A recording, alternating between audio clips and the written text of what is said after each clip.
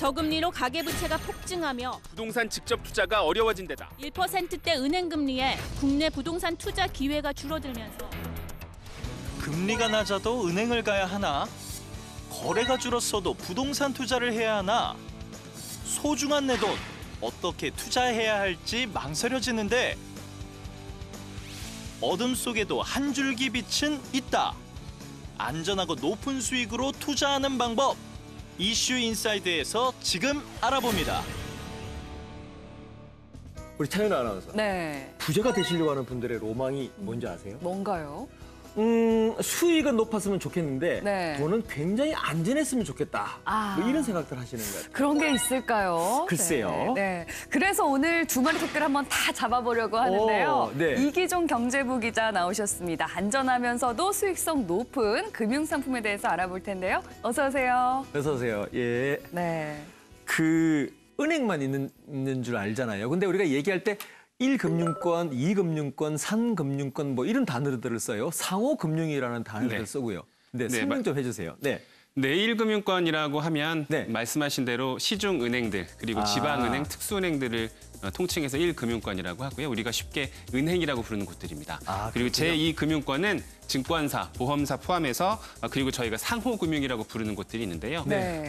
농협이나 수협 중에서도 단위 농협, 단위 수협이라고 해서 이렇게 네. 조합으로 운영되는 곳하고 네. 그리고 신협, 뭐 산림조합, 새마을금고 이런 것들 그리고 저축은행까지 포함해서 제2금융권이라고 하고요. 네. 그리고 제3금융권은 뭐 제도권을 벗어난 대부업체나 뭐 사채 이런 것들을 제3금융권이라고 그렇습니다. 하는군요. 네. 네.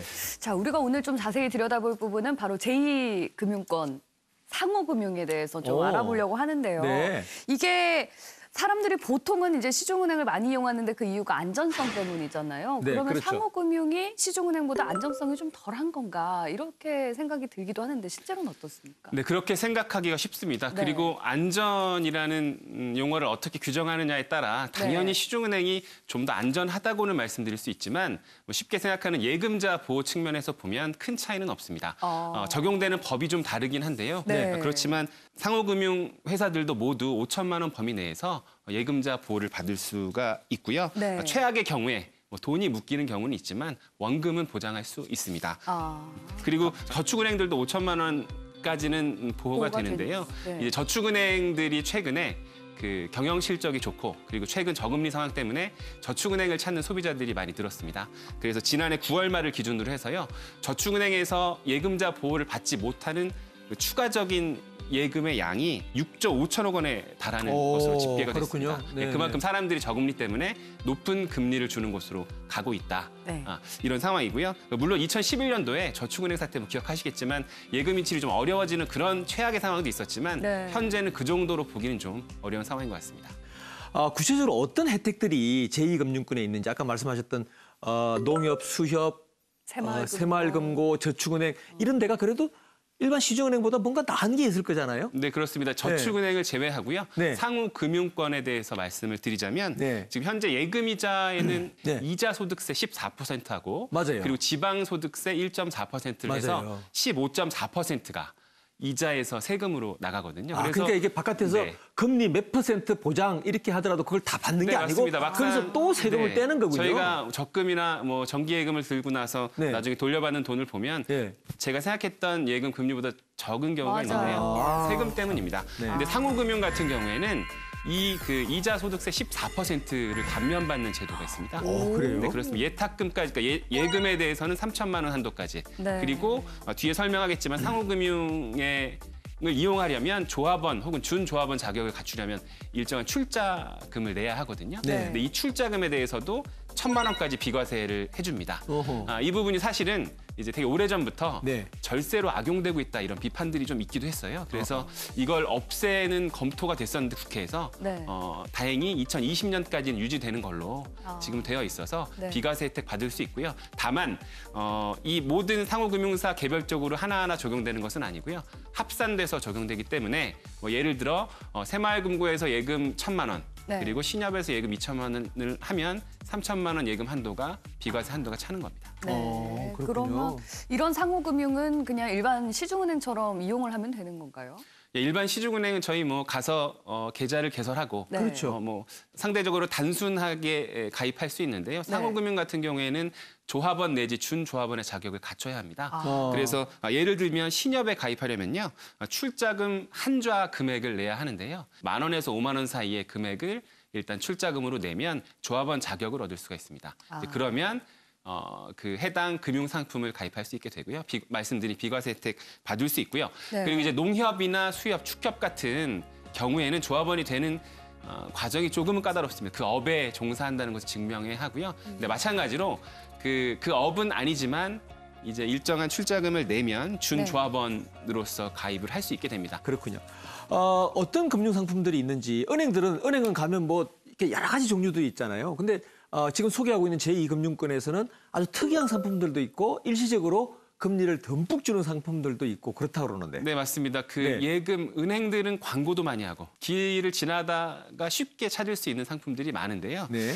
상호금융들은 그 각 지점마다 조합들이 서로 다르면 네. 금리도 상이하고 상품도 상이한 경우가 많습니다. 그리고 언론이라든가 뭐 이렇게 노출되는 빈도가 많지 않아서 실은 그 자기 집 주변에 상호금융을 하는 곳을 주의 깊게 보시면서 특판 상품 한번 살펴보는 것 좋을 것 같고요. 네. 예를 들어 보면 얼마 전에 서울의 한 새마을금고에서는 뭐 4% 이상의 적금. 보통 지금 은행들의 1년 뭐 적금 평균 금리가 1.92% 정도 되거든요. 네. 근데 그 상호금융의 적금 상품은 많게는 4% 정도까지 주는 곳들이 있습니다. 네. 물론 이제 평균이라고 할 수는 없고요. 이제 뭐 일정한 명수라든가 가입 액수를 정해놓고 특판을 하는 경우에 뭐 4% 상품까지 나오는 경우가 있고요. 그런 걸 찾으려면 빨리 움직여야 되는데. 네, 그렇습니다. 그러니까요. 그러니까 네. 뭐 집 근처에 어차피 그 상호금융에 가입하려면 예. 집 주소가 그 근처에 있어야 가입이 되는 경우가 있거든요. 그렇군요. 그러니까 뭐 출퇴근길에 보시면서 네. 이런 네. 특판 상품들 주의 깊게 보시면 좋을 것 같습니다. 뭐 꼭 상호금융 같은 게 아니더라도 특정 고객들을 대상으로 한 특판 상품들을 노려볼 만하기도 하죠. 네, 그렇습니다. 이건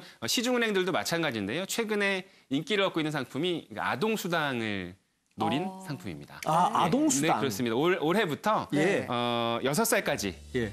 무조건 10만 원씩 주게 돼 있거든요. 아동 수당. 그렇죠. 그래서 이 네네. 아동 수당을 받는 계좌를 연계한다거나 예. 이런 조건을 걸고 고금리의 적금 상품을 판매하는 은행들이 많았습니다. 지난해 9월에 수협에서 이제 아동 수당 관련된 적금 상품을 출시한 적이 있었는데요. 제가 직접 그 취재를 나가 봤더니 네. 그 각 지점마다 줄을 서는 진풍경이 나오기도 했습니다. 왜냐하면 이게 그 지점마다 가입자 수를 정해놨거든요. 네. 워낙에 높은 금리 상품이다 보니까 네. 무조건 다 받아주는 것이 아니라 뭐 하루에 30명 이렇게 제한을 두다 보니까 이른 아침부터 찾는 부모들이 많았고요. 그래서 이 상품 결국 지난해 말에 판매가 종료됐습니다. 너무 인기가 네, 좋으니까. 그렇습니다. 은행 입장에서는 이 고객들 안타깝네. 때문에 다른 지점 업무를 하는 게 방해가 될 정도였거든요. 어허, 그래서 그랬군요. 이 상품 판매 종료됐지만 네. 이 비슷한 아동 수당을 납입하는 적금이 각 시중은행 혹은 말씀드린 상호금융사들에게 네. 많이 있습니다. 한번 알아보시고 네. 가입하면 높은 금리 받으실 수 있을 것 같고요. 네. 은행 입장에서는 이렇게 홍보 효과를 노리고 그리고 이 고객들이 장기 고객으로 이어지는 것 때문에 이런 마케팅을 계속하고 있는 것 같습니다. 네. 최근에 우리 이기준 기자가 쌍둥이를 낳았거든요. 아우 축하드립니다. 그러니까 네. 아동수당을 쌍둥이니까 2명한테서 10만 원씩이 나오니까 네, 그걸 네, 저도 곧 가입할 예, 생각입니다. 곧 가입을 하시면 네. 예, 부자 되시겠네요. 그렇습니다. 네. 그리고 또 하나 인기 있는 상품이 장병 적금 상품입니다. 뭐 군대에 간 자녀들 분 있으신 시청자분들 이미 가입하신 분도 있으실 겁니다. 지난해부터 시작이 됐는데요. 지난 2월 22일까지 12만 명이나 가입했다고 합니다. 그 훈련소에서 은행들이 나와서 직접 판매하기도 하고요. 혹시 금리가 어느 정도나 됐길래? 금리가 6% 정도가 와. 되고요. 6%를 예, 아까 줘요. 말씀드린 것과 비슷하게 이자 네. 소득도 비과세입니다. 와. 다만 이제 원래 정부에서 1% 정도의 추가 금리를 주기로 했는데 네. 국회를 통과하지 못해서 이 부분은 아직 그 주지는 못하고 있는데요. 그래도 네. 1% 금리고 1인당 40만 원 그리고 한 회사마다 20만 원씩 가입할 수 있어서 40만 원 가입할 수 있거든요. 꽤 높은 금리니까. 월 20만 원, 월 40만 원이죠? 네, 그렇습니다. 네. 20만 원씩 2개 은행에 가입하면 40만 원까지. 그래서 그게 가입할 수 있는. 6%인데 예. 비과세가 되니까 6%. 사실상 한 그렇습니다. 실질적으로 한 7% 정도가 나오는 금리가 상품이군요. 5%대고요. 비과세를 고려하면 6% 아, 정도의 6% 금리가 된다? 되는 네. 셈입니다. 네. 그래서 한번 장병 군대 보내신 네. 걱정 많이 되실 텐데 이런 네. 적금 상품 한번 고민해 보시면 좋을 것 같고요. 과거에는 초기에는 가입하기가 좀 어려웠어요. 군내에 있는 그 자녀의 아들의 인감 증명 이런 것들을 가져오라 이런 게 맞아요. 있었는데 그런데요. 이 절차도 네네. 좀 간편해졌거든요. 네. 그래서 가족관계 뭐 증명 뭐 이 정도만 되면 가입할 수 있다고 합니다. 예, 상호금융에 대한 많은 오해들도 있을 수 있었는데 오늘 이 자리를 통해서 여러분들 안전하고 그러면서도 수익성이 높다는 사실을 아셨을 텐데요. 집 주변에서 좋은 곳 찾아서 부자 되시기 바랍니다. 네. 자, 이번에는 정운영 H투자증권 대체투자부 차장과 함께 금융상품 얘기 나눠보겠습니다. 어서 오세요. 어서 오세요. 안녕하세요. 네. 이번 시간에는 증권회사에서 펀드처럼 이렇게 오르락 내리락 하는 것이 아니라 비교적 안정적인 수익을 주면서도 이 안정성이 조금 담보가 되는 그런 상품에 대해서 한번 알아볼까 합니다. 바로 부동산 펀드가 그런 종류의 상품들인데요. 네. 이 부동산 펀드 요즘에 찾는 분들이 참 많다 그러시대요. 네, 최근에 부동산 펀드 운용 설정 규모가 크게 늘어나고 있는데요. 네. 그 이유는 부동산 펀드가 가지고 있는 기본적인 특징에서 그 이유를 찾아볼 수 있을 것 같아요. 네. 주로 실물 부동산을 매입을 해서 정기적으로 지급되는 임대료를 주 수익원으로 하는 그 부동산 펀드의 경우에는 주식형 펀드라든가 그 전통적인 금융 상품에 비해서 안정적인 배당이 가능하고요. 네. 실물 자산이다 보니까 매년 물가 상승률만큼 그 자산 가치의 상승도 기대를 해볼 수가 있어서 네. 중위험 중수익을 선호하는 그런 투자자들에게 인기가 최근에 많은 거로 보여집니다. 네. 부동산 펀드 말은 많이 들었는데 네. 어떻게 투자를 해야 되는지 잘 모르겠어요. 그거 그러니까요. 좀 설명해 주세요. 네. 부동산 펀드를 일단 간단하게 말씀드리면 부동산을 기초 운용 자산으로 해서 자금을 모집하고 자산 운용사에 위탁을 해서 운용을 하는 간접 투자 금융 상품인데요. 모집 방식에 따라서는 공모펀드, 사모펀드로 구분이 됩니다. 공모펀드는 말 그대로 다수의 투자자들에게 공개적으로 자금을 모아 운용하는 펀드고요. 네. 사모펀드는 일정 수로 제한된 투자자들에게 자금을 모아 운용하는 펀드입니다. 사실은 최근에도 주로 이제 부동산 펀드는 기관 투자자들을 대상으로 하는 사모펀드가 주로 많았었고요. 공모펀드든 사모펀드든 일단 중요한 사항은 기초 자산이 되는 부동산 가치가 지속적으로 상승할 수 있느냐 내지는 뭐 안전하게 유지가 될 수 있느냐가 중요할 수 있을 것 같고요. 네. 또한 그 공실 없이 임차인을 잘 채워서 안전하게 잘 운용될 수 있느냐라는 점도 좀 중요할 수 있을 것 같아요. 그런 의미에서 최근에 이제 설정되는 부동산 펀드의 경우에는 대부분 좋은 입지에 잘 만들어져서 신용도가 높은 임차인이 장기간 임차를 하는 그런 부동산 펀드들이 많이 있습니다. 뭐 이런 경우에는 투자 수익률이 어느 정도 예상이 가능한 경우가 많이 있고요. 네, 그렇죠. 사람들이 이거 어떻게 가입하냐고 궁금해하세요. 제가 그 어떻게 가입하는지 가르쳐 드릴까요? 네, 좀 가르쳐 주세요. 어떻게 가입하냐면 네. 첫 번째는 증권회사 문을 열고 들어간다. 네. 두 번째는 빈자리에 앉는다. 네. 그리고 세 번째는 부동산 펀드 가입하러 왔습니다. 이렇게 하면 가입이 된대요. 그렇게 간단해요? 간단해요. 맞죠? 그렇게 하면 가입이 되는 거죠? 네, 맞습니다. 네. 그러니까 중간 다 모르셔도 돼. 그냥 이 증권에 가입해달라. 그리고 이제 앉아서 어디 부동산을 사는 건가요? 라고 몇 가지 이제 여쭤보시면 되는데 한 가지 여기서 포인트가 있습니다. 이게 부동산 펀드를 가입하다 보면요. 네. 예정 수익률 이렇게 써 있습니다. 그죠? 네, 맞습니다. 네, 그럼 실제로 맞습니다. 그 예정 수익률만큼 줘요? 조금 전에도 말씀드렸다시피 어느 정도 임차인이 확정이 돼 있고 한 경우 안정적으로 이제 운영이 된다라고 하면 어느 정도 수익률은 예상이 가능합니다. 아, 그래요? 네. 그러니까 예정 수익률 7%라고 써 있으면 대충 그 정도는 우리가 자신 있게 줄 수 있으니 믿고 들어오세요. 이 얘기죠? 그렇게 보셔도 될 것 같긴 한데요. 네. 사실은 부동산 펀드도 뭐 주식형 펀드라든가 채권형 펀드처럼 그 투자 원금이 100% 지켜지고 네. 그다음에 이제 확정된 수익률을 지급하는 상품은 사실은 아닙니다. 네. 부동산을 운영하는 과정에서 예상하지 못한 공실이 발생을 하거나 과도한 비용이 발생을 하는 경우에는 수익률이 변동이 될 수가 있고요. 원금의 손상도 있을 수가 있긴 합니다. 아, 그렇군요. 네, 아무래도 펀드다 보니까 가장 걱정이 되는 부분은 아무래도 원금을 말씀하신 것처럼 받지 못하던지 아니면 손해를 보는 일이 생기지 않을까 하는 부분이거든요. 어느 정도나 될까요? 사실 그 부동산 펀드도 그 원금의 손실이 가능한 부분이 분명히 있고요. 네. 근데 하지만은 사실은 그 높은 임차 수요를 보이는 업무 지역 내지는 그 정부 기관이라든가 글로벌 대기업처럼 그 높은 신용도를 보유한 기업들이 장기간 임차를 하는 경우에는 뭐 그런 가능성이 현저히 좀 낮아지긴 하죠. 그 이제 부동산 펀드를 가입하러 가면 외국에 있는 건물, 해외에 있는 건물을 사는 그런 부동산 펀드들이 많잖아요. 네, 근데 맞습니다. 외국에 투자를 하다 보니까 이 꼭 창구 직원이 물어봐요. 환해지 하시겠습니까? 안 하시겠습니까?